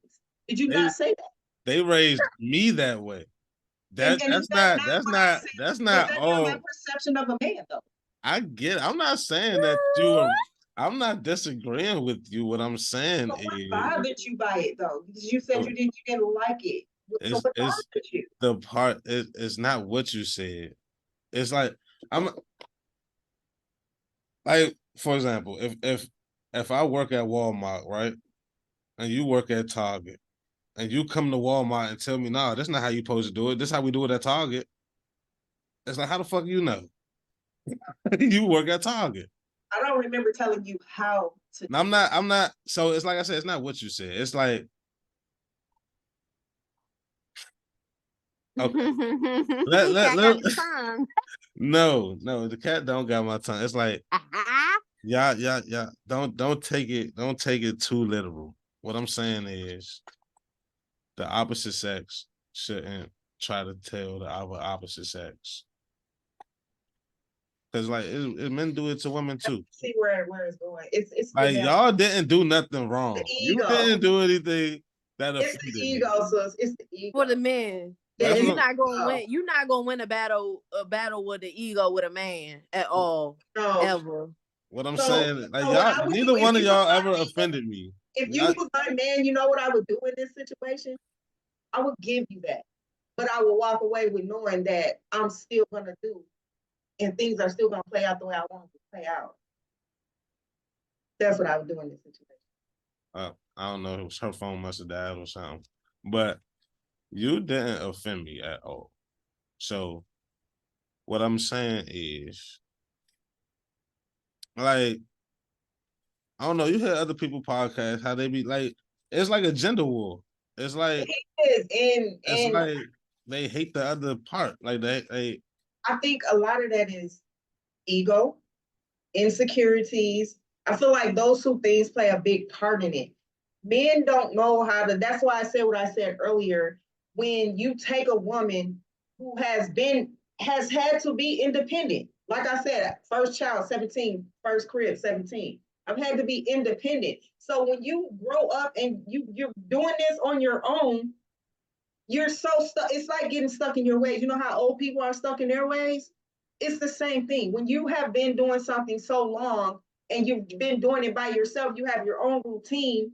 Now somebody else comes along. It's not that you don't want to allow them to be, that stand-up person, but you're just so stuck and used to doing things your way that a person dealing with a person like that has to be a strong person, because you have to be able to bring that person out of the ways that they're stuck in and say, hey, babe, listen, yeah. I know you've been doing it, you know what I'm saying? But I'm here. I got you. Just give me a chance. But you gotta stand on what you're saying though, too. You can't just say it just to be saying. Most definitely.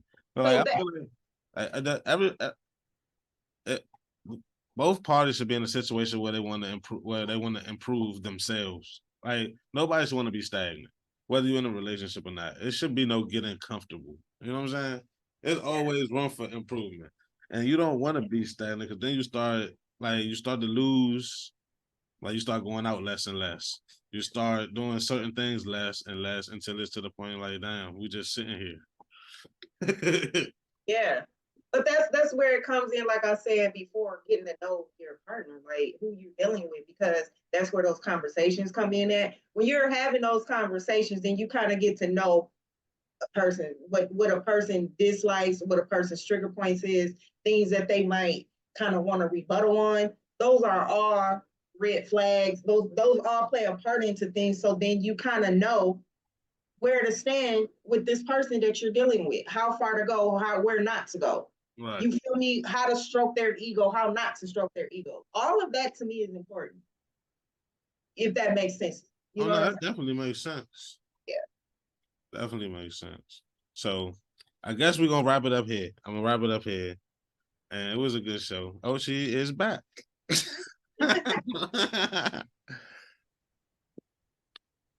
Is your phone died? My phone died. It croaked on me. I knew it. I missed it. So wait, what was y'all talking about? So we was continuing that part, but I was about to wrap it up. But Okay. if you want to add a little closing statement or whatever you want to talk about to like give your final thoughts on everything. My final thoughts would just be, I know that we were talking about how, we both, me and Londa did, we commented on what men do. And I feel like, the same. I feel like men comment on what women do. Of course. And so, yeah, all the time, even down to womanly shit, like how you wear your hair or what you. And that's what I feel like men should never do. Yeah, how you dress. That's the part. That's your, what I'm talking about. Shit like your that. friends, your friends, how you show up at your job, like, not really just considering to make it a long-winded statement short, is that Black men have the opportunity to show up as the 2 or the 3, but Black women are always the 4th. Black women will always be the bottom, in a patriarchal society. Will always show up as the lesser of the masculine and the lesser of the feminine. But the Black men have the opportunity to show up as either the 2, playing the second to the white male, or the 3, playing the second to the white male and the feminine white woman. And so I feel like you all have more power than you give yourselves credit for. And so because you all have more power than you give yourself credit for, then you're automatically in a dominant position. And in a dominant position, you should uplift your female counterparts, but we are kind of lacking in that area. And so I would love to see more camaraderie amongst Black women and Black men, And we don't always have to do what one another likes or loves or wants to see. You just got to find what works for you. So when you find what works for you, you'll be all right. Stop talking about what don't work for you. Stop talking about these city girls. Stop talking about these stallions and whatever the fuck Meg Thee Stallion be talking about. Stop talking. If that's not the type of girl you want, if that's not the type of woman you want, stop talking about it. Right, move on. You know, tap into more of what makes you happy. If a city girl or a hot girl don't make you happy, stop talking about city girls and hot girls. Man, if a fuck nigga don't make you happy, stop talking about a fuck nigga. Period. If you want a man to pay all your bills, like talk about him. Fantasize about that man. You know, if you want a woman that's submissive, if you want a woman that's submissive and that's going to work part-time and take care of the house and take care of the kids, then talk more about that. But stop speaking to the negativity that we experience every day, because that's all they pushing for us, honestly. Yes. They want us to be more at odds than at ease. Yes, man. That's facts. Turn that negativity into positivity. Hell yeah. Very well said. Very well said. Yeah, so that's my final statement. Cause I love black men and I love black women, baby. I don't care if you pop your pussy or drop it on the floor and scrape it up, sweep it up later. I don't care. I love all that. Before we end it, top 5 dead or alive female rappers. Y'all gonna hate my take, but Londa, go first. Go first. I don't want to go. I just don't want to go first. Okay, I'm gonna say Trina. Is this in order? Yeah, I'm saying it in order. Okay. Period. So Trina, Kaya, Foxy. Okay. Lil Kim. Okay. And then Nicki Minaj. Okay. She got a hot 5. Hot. I'm a little more mainstream. I like lyricists. I like lyricists. So top 5, I would have to say Nina Simone, Lauryn Hill. I would give Trina top 5 just because of the impact that she had on the culture. Like, she changed that shit completely. Where it wasn't a lot of women doing what Trina did at all. Even with Kaya coming in the same lane as her, but still doing her own thing, I would still give Trina that top seat. I would give it to Nicki, and then I would give it to Meg Thee Stallion, and Doja Cat would be probably my honorable mention. Okay. Yeah. That's what's up. Yeah, that is what's up. That one mine? Yes. Yeah. So, at number 5, I'm a little bit biased though. So, y'all might sense that in my list. So, number 5, I'm gonna get that to Lotto. Okay. Number 4, I'm gonna give that to Rico Nasty. Okay. Number 3. Geez, this is where they get hard. The top 3 is hard. Because I know who my top 3 are. But in what order am I gonna put them? Okay, Doja, I bet. So Doja is number 1, Nicki's number 2, Cardi's number 3. You got all new artists. Who would if you had to, who would you put in that spot if it was the 80s or the 90s? Yeah.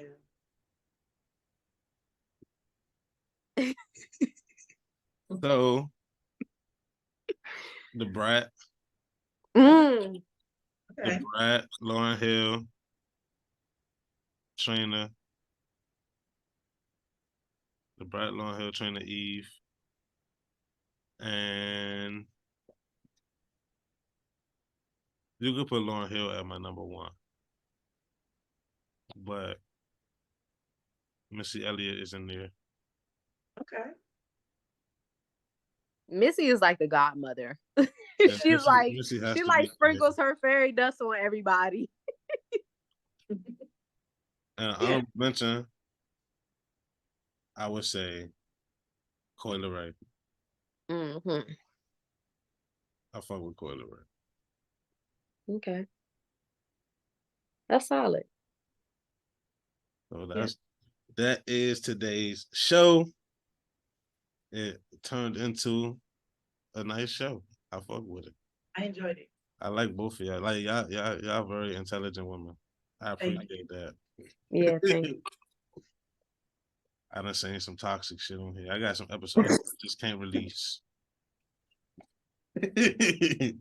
So I appreciate that. And I appreciate y'all for coming on. It's definitely been real. And if y'all willing, y'all can be on again. I'm definitely willing. Yeah, I'm with it. Looking forward to more of these discussions. Hell yeah. Because I got some more in the bag. Okay. All right. So we are done for today. All right. See you, everybody. Definitely. Bye-bye. See you.